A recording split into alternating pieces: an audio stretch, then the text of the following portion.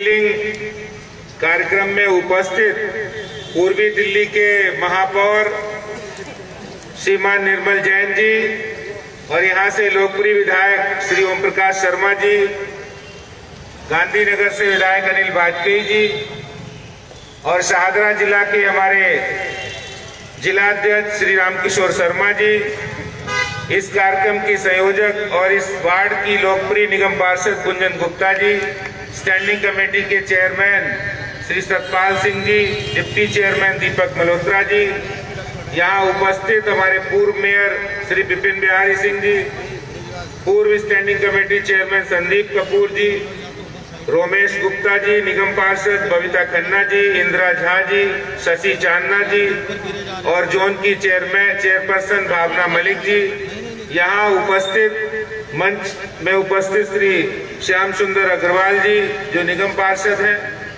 और जो भी मंच पर उपस्थित भारतीय जनता पार्टी के समस्त नेतागण, संजय गोयल जी हमारे निगम पार्षद बैठे हैं, पूर्व अपर्णा गोयल जी बैठी हैं, कंचन माहेश्वरी जी हैं, दीपक गाबा जी हैं, जो भी यहाँ निगम पार्षद बैठे हैं और इसके साथ ही साथ इतनी बड़ी संख्या में यहाँ पर जिन लोगों की प्रॉपर्टी डीसील होने जा रही है वो सब यहाँ बैठे हुए हैं। आज से जिस समय सीलिंग अभियान चल रहा था, जब पूरी दिल्ली में लोग त्रस्त थे और सुप्रीम कोर्ट द्वारा जो गठित मॉनिटरिंग कमेटी है वो अपने अधिकारों का जब उसने दुरुपयोग किया था, उसके बाद भारतीय जनता पार्टी के नेताओं ने उसका विरोध किया। जहां पर सीलिंग हो रही थी वहां मौके पर जाकर विरोध किया और आपको ध्यान होगा हमारे उस समय के जो प्रदेश अध्यक्ष थे मनोज तिवारी जी, वो भी गए थे विरोध करने के लिए। उनको कोर्ट की तरफ से नोटिस भी आया था और सम्मन भी किया गया था। यहाँ बैठे हमारे जो नेतागण हैं, ओम प्रकाश शर्मा जी, निर्मल जैन जी, इनको भी कोर्ट की तरफ से नोटिस आया था क्योंकि उस कमेटी ने उस समय अपने अधिकारों का दुरुपयोग किया था। वो उनको सिर्फ अधिकार था कि जो प्रॉपर्टी में मिसयूज हो रहा है उनको गवर्नमेंट प्रॉपर्टी पे इंक्रोचमेंट पे काम करना था। उनको जिन लोगों ने गवर्नमेंट प्रॉपर्टी पे कब्जा किया है उस पर काम करना था, लेकिन वो रेजिडेंशियल एरियाज के अंदर इंक्रोचमेंट रेजिडेंशियल एरियाज में उन्होंने सीलिंग अभियान शुरू किया। और ये लड़ाई, मुझे खुशी है, ये लड़ाई भारतीय जनता पार्टी ने जीती है। दिल्ली वासियों के हित के लिए भारतीय जनता पार्टी हमेशा संघर्ष करती रही है। मुझे ध्यान है उस समय जब सुप्रीम कोर्ट में उस समय हमारे पूर्व प्रदेश अध्यक्ष और हमारे नेताओं को जब सम्मन किया गया था तो आम आदमी पार्टी की तरफ से वकील खड़े हुए थे। उन्होंने कोई जिरह नहीं की। जिस समय दिल्ली में सीलिंग अभियान जारी था उस समय आम आदमी पार्टी मुंह पर टेप लगाकर चुपचाप खड़ी देख रही थी, तमाशा देख रहे थे। वो ये सोच रहे थे कि ये दिल्ली में सीलिंग अभियान चलेगा और दिल्ली के लोग त्राही करेंगे और आने वाले चुनाव में हमें वोट दे देंगे। इस मानसिकता से आम आदमी पार्टी के लोग काम करते हैं। आज मैं बधाई देना चाहता हूं हमारे जो मेयर हैं निर्मल जैन जी और उनकी पूरी टीम को और सभी स्टैंडिंग कमेटी और निगम पार्षदों को, सभी नेतागणों को जिन्होंने प्रयास के साथ निगम के अधिकारियों से कहा कि हमें टाइम बाउंड तरीके से दिवाली से पहले ये सारी डीसीलिंग होने चाहिए।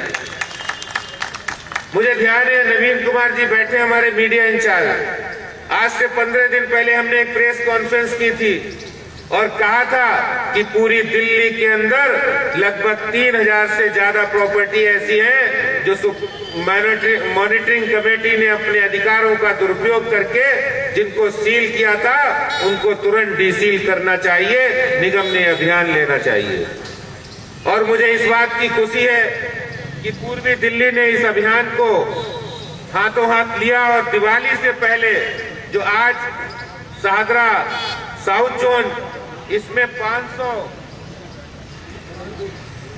559 प्रॉपर्टी ऐसी हैं जो आज डीसील होने जा रही है और 2 दिन के बाद शाहदरा नॉर्थ जोन में भी 200 से अधिक प्रॉपर्टी डीसील होंगी।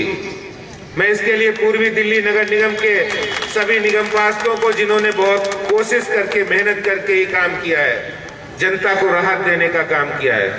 और खास बात है, इसमें कोई भी कोई पैसा लेंगे नहीं, कोई बात है। मैं आपको बताना चाहता हूं, आज का दिन जब हम सुबह से उठे होंगे, सुबह से रात से किस तरह से लोग दिल्ली में पोल्यूशन के लिए परेशान है। आप सब लोगों को प्रदूषण की समस्या लगती है, नहीं लगती? बताइए। आप सबको प्रदूषण की समस्या बहुत बड़ी लगती है, छोटी लगती है? बहुत बड़ी समस्या है। लेकिन मैं आपको बताना चाहता हूं, दिल्ली के मुख्यमंत्री साहब को कुछ नहीं दिख रहा है। 2018 में उन्होंने कहा था कि हम दिल्ली में एक ग्रीन बजट पेश किया था और उसमें 26 घोषणाएं की थी और उसमें उन्होंने कहा था हर चौक चौराहे पर स्मोक टावर लगेंगे। क्या कहा था? स्मोक टावर लगेंगे। स्मोक टावर, ये जो पोल्यूशन होता है, ये जो एयर के अंदर PM10 और PM2.5 पार्टिकल होते हैं, उनको वो खींच लेता है, जमीन के लेवल पे ला लेता है, जिससे हवा में ये जो प्रदूषण है वो कम हो जाता है। पोल्यूशन का जो सबसे बड़ा कारण वाहन है और उन्होंने कहा था अपने DTC के बेड़े में हम 1000 इलेक्ट्रिक बसों को लाएंगे। उन्होंने कहा था 2 करोड़ पेड़ लगाएंगे। ये 26 घोषणाएं दिल्ली के मुख्यमंत्री केजरीवाल ने अपने बजट में, ग्रीन बजट में घोषणाएं की थी।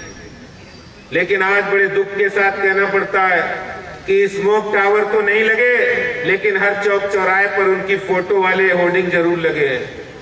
मैं आप लोगों से पूछना चाहता हूं, क्या होर्डिंग लगाने से, क्या प्रचार करने से प्रदूषण समाप्त हो सकता है? भाई दोनों हाथ उठाकर आप बोलिए, क्या होर्डिंग लगाने से प्रदूषण समाप्त हो सकता है? उन्होंने होर्डिंग लगा रखे हैं, दिल्ली की सरकार का 65,000 करोड़ रुपए का सालाना बजट है।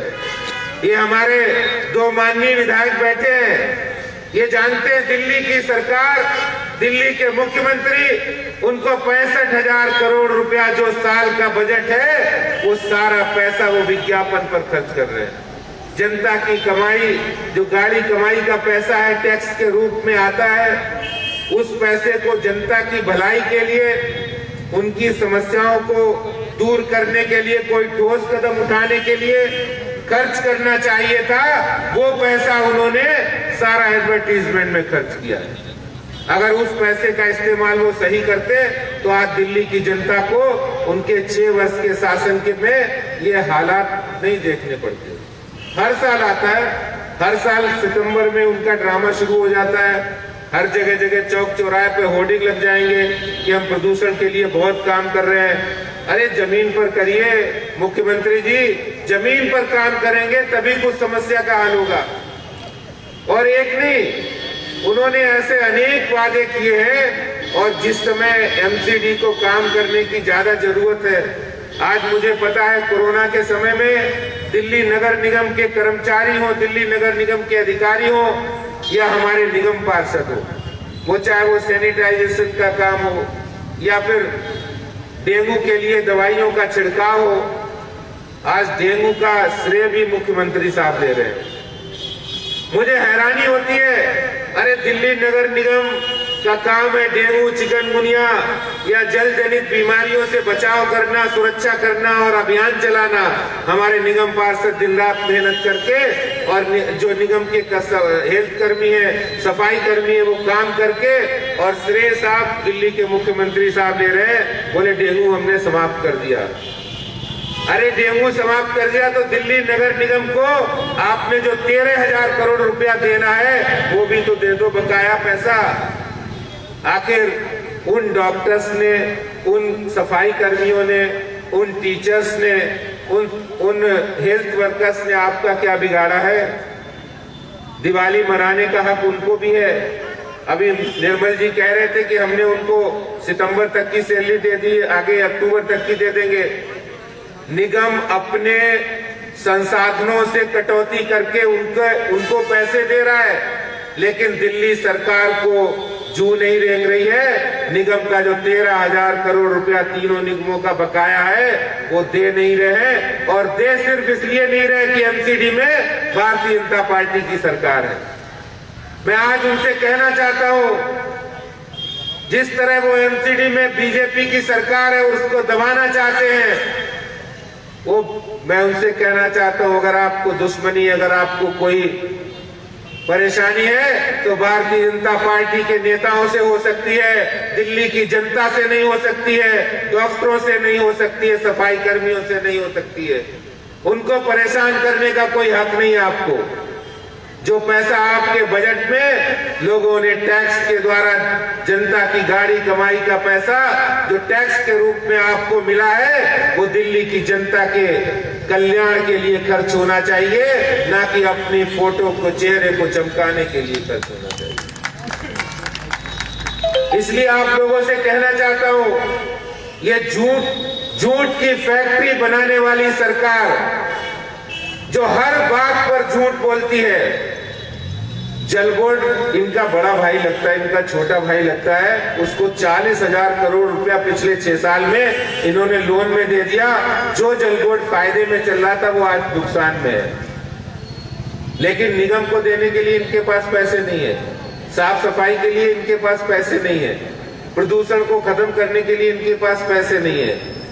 तो मैं आप लोगों से इन सब बातों को लेकर कहना चाहता है कि झूठ के बल पर चलने वाली सरकार, इसका पर्दाफाश करने का समय आ गया है। मैं निगम के सभी नेताओं को, भारतीय जनता पार्टी के नेताओं को बधाई देता हूं कि उन्होंने जनता के कल्याण के लिए, जनता के हितों के लिए संघर्ष करके सबकी प्रॉपर्टी को डीसील कराने का जो वादा किया था, आज उसको पूरा करने का समय आ गया है, पूरा कर रहे हैं।